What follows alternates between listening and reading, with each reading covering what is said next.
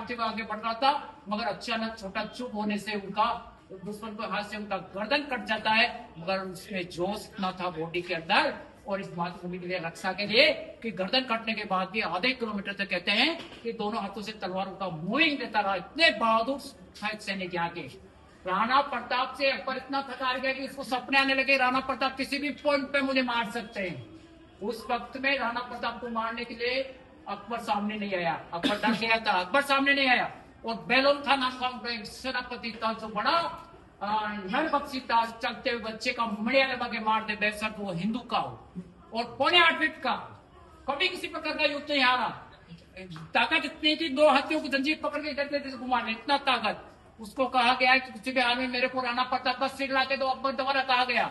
जब राणा प्रताप से उनका फाइट हुआ था, इतना भयानक रूप से दोनों के बीच में फाइट हुआ, आधे से 5 घंटे तक फाइट चला और अंतिम क्षणों में राणा प्रताप ने अपने चेक की टापू को ऊपर करते हुए, जैसे जैसे घोड़ा ऊपर जा रहा, राणा प्रताप फुर्तीले लहजे में उसके पीठ के ऊपर खड़े हुए और बढ़ते बढ़ते घोड़े के पीठ से राणा प्रताप अपने 7 से 8 फुट ऊंचा एयर जंप लगाया और बैलोन खां का हेड पे इतना खतरनाक तरीके से मार दिया कि सामने वाले के सरंग 2 पार्ट के अवश्य वगैरह सारा करते हुए हो गया।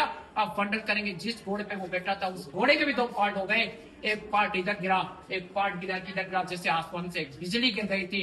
बचे हुए सैनिक की दस्ता देखकर भग गए थे और उसमें राणा प्रताप ने 5 मिनट से आई को ऊपर से नीचे नहीं किया। इतना जोशी अंदर, कितना पावर होगा राणा प्रताप ने, कितना साहस होगा, इतने ताकतवर आदमी को खड़ा होकर घोड़े समेत करना मामूली बात नहीं है।